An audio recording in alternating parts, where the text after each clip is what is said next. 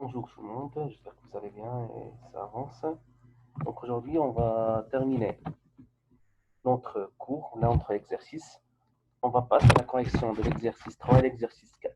Donc la dernière fois, on a vu la correction de l'exercice 1 et 2. Aujourd'hui, on va voir la correction de l'exercice 3. Je vais commencer donc par l'exercice 3. Alors, l'énoncé est le suivant. Ils nous ont dit classe 3 points P, I et M non alignés. Classe à main levée un point N tel que les points P, I, M et N soient les sommets d'un parallélogramme.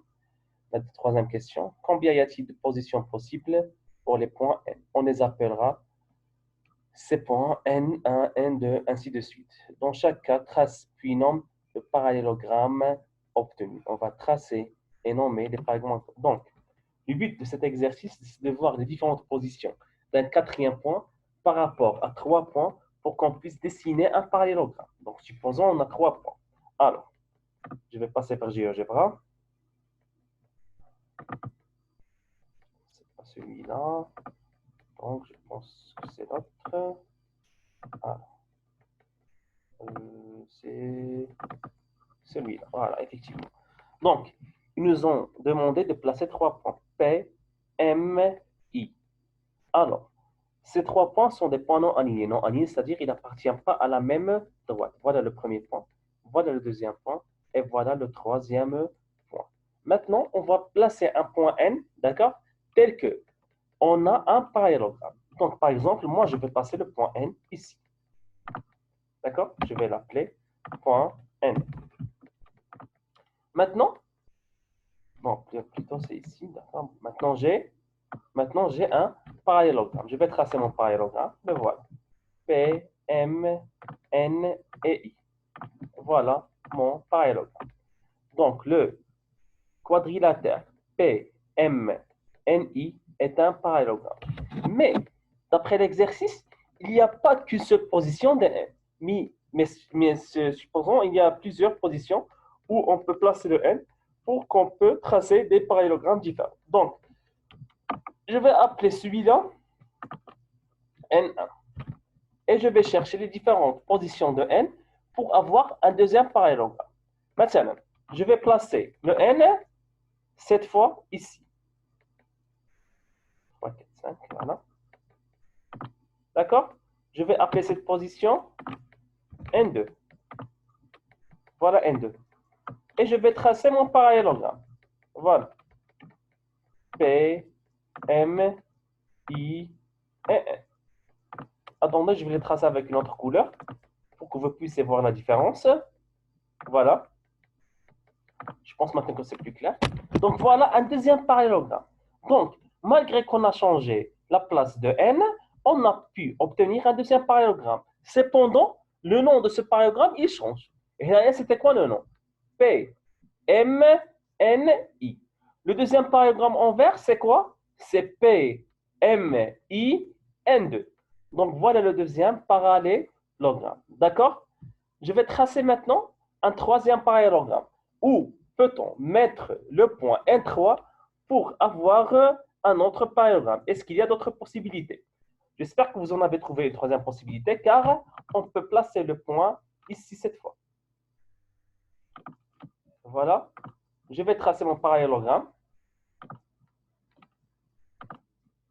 Voilà, P, M, M, I, N. Attendez, je vais le tracer avec une autre couleur, que vous puissiez voir la différence. Non, c'est pas clair avec celle-là. Donc voilà, celle-là, c'est plus clair. Voilà. Je vais appeler ce point N3. Voilà. Et voilà le troisième parallélogramme. Voyez-vous, P, N3, M, I est un troisième parallélogramme. Est-ce qu'il y a une autre position où on peut mettre le N4 pour pouvoir tracer ou bien pour pouvoir dessiner un quatrième parallélogramme? Je pense que ces trois positions sont toutes les positions où on peut mettre les points N avec différents. Donc, on peut placer le N dans trois positions différentes pour pouvoir tracer trois parallélogrammes différents. Le premier, c'est celui-là. C'est P, M, N1, I. Le deuxième, celui en vert, P, M, I, N2. Toujours, quand on nomme un parallélogramme, on soit l'ordre de l'horloge, c'est-à-dire P, M, I, N2.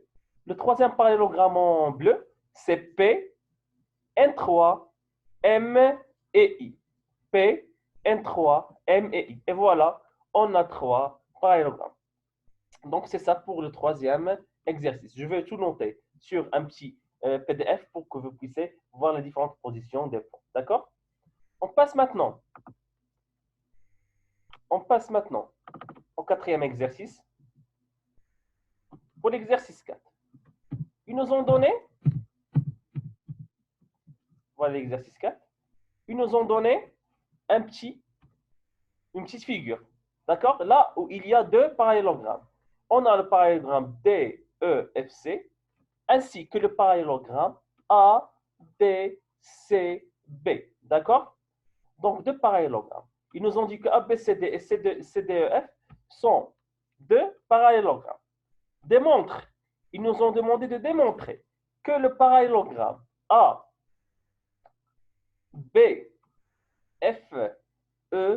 est aussi un parallélogramme. Donc, suivez-moi.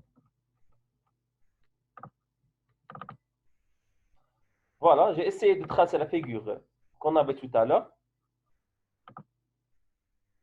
Voilà la figure. D'accord? On a ABCD est un parallélogramme et CEFD est aussi un parallélogramme. Ils nous ont demandé de vérifier que ABFE est aussi un parallélogramme. Je vais le tracer pour que vous puissiez le voir. Voilà, AEFB. Je vais essayer de tracer en vert, d'accord? Voilà. Je pense maintenant qu'il est plus clair. Donc, on va essayer de démontrer que AEFB est aussi un parallélogramme. D'accord? Attendez, on va prendre cette figure. Donc, on va prendre cette figure. Voilà.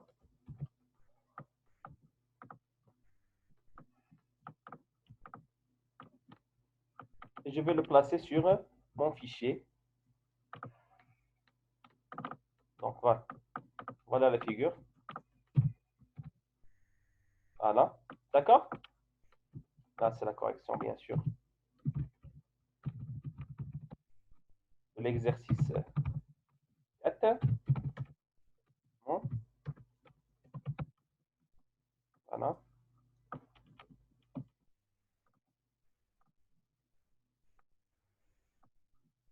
Voilà. Donc, déduire, ou là, ils nous ont demandé de démontrer que le parallélogramme ABFE est un parallélogramme. Donc, suivez-moi. Donc, il y a le quadrilatère ABCD est un parallélogramme. D'accord? Alors, après la propriété qui disent que dans un parallélogramme, chaque deux côtés opposés sont de même longueur. D'accord? Alors, dans un parallélogramme, chaque deux côtés opposés sont de même longueur. C'est-à-dire que AC, la distance AC est égale à la distance BD. Ce que je vais écrire. La distance AC est égale à la distance BD. Voilà. Je vais prendre le deuxième parallélogramme, CEFD. Le quadrilatère, ou là dans le parallélogramme, CEFD. Aussi, CE, la distance. On a la distance CE est égale à la distance DF. Voilà un deuxième résultat. D'accord? Est-ce que vous êtes d'accord avec moi? Donc, les deux triangles ACE et BDF sont isométriques. Ils sont de même longueur. Ils sont de même longueur. D'accord? Les deux sont de même longueur. On peut utiliser ça. Donc,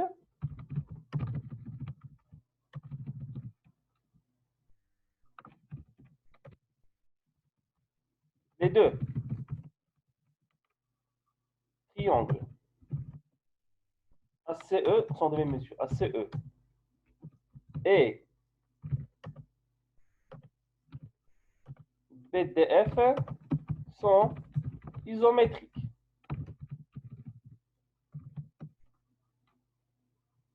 Alors, la distance AE est égale à la distance BF.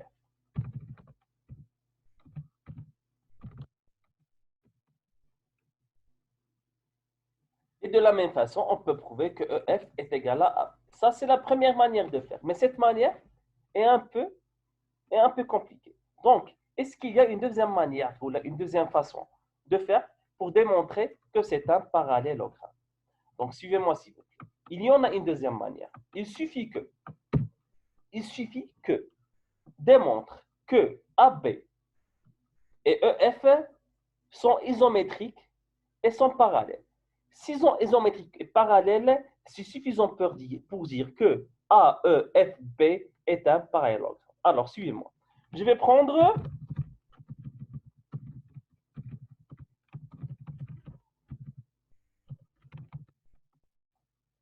ABCD.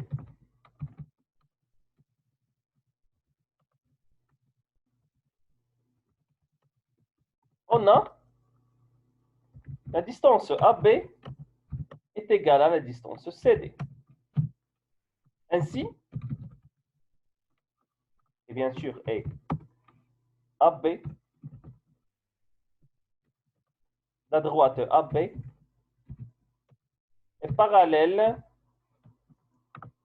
Ainsi, la droite AB est parallèle. Je suis en train de chercher le signe de parallélisme. Donc, voilà, je pense.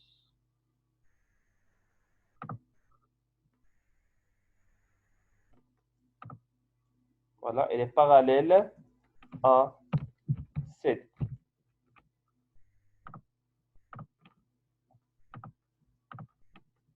Ainsi, dans le parallélogramme,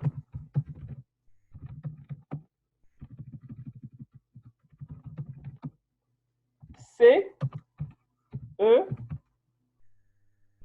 F, D. On a CD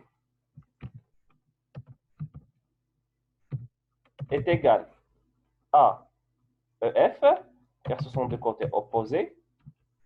Ainsi, la droite CD est parallèle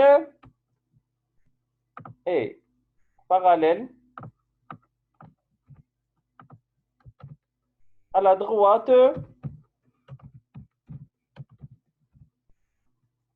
EF. Voilà.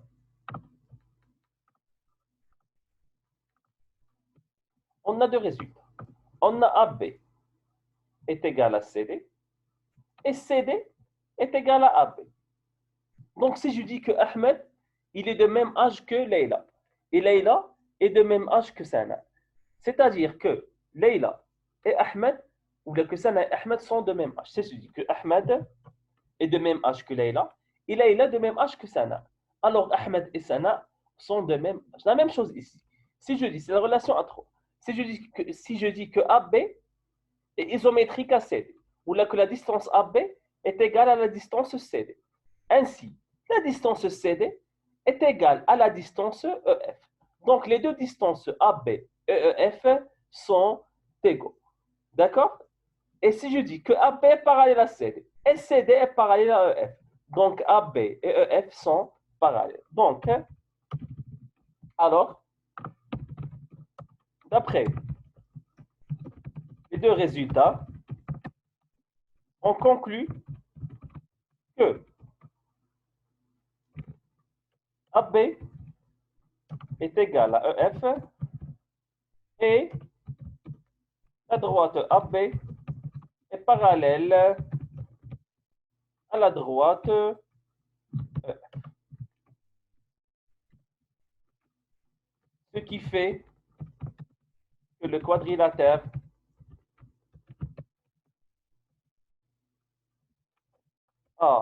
AEFB est un parallélogramme. Et voilà la réponse de notre question. D'accord? Ils nous ont demandé de déduire que AE, la distance AE est égale à la distance BF. Ils nous ont demandé de déduire que AE est égal à BF. Donc, comme AEFB est un parallélogramme, et dans un parallélogramme, chaque deux côtés opposés deux A2 sont isométriques, donc AE est de même longueur que BF. Donc ça, c'est là pour B. Pour la troisième question, c'est ça, c'est pour la deuxième. Voilà, ça c'est, je pense, voilà. C'est la première, voilà, c'est A. D'accord? Maintenant, je vais passer à B. Voilà pour le B. Donc, on a A, E, F, B est un parallélogramme. Donc, chaque deux côtés opposés sont de même longueur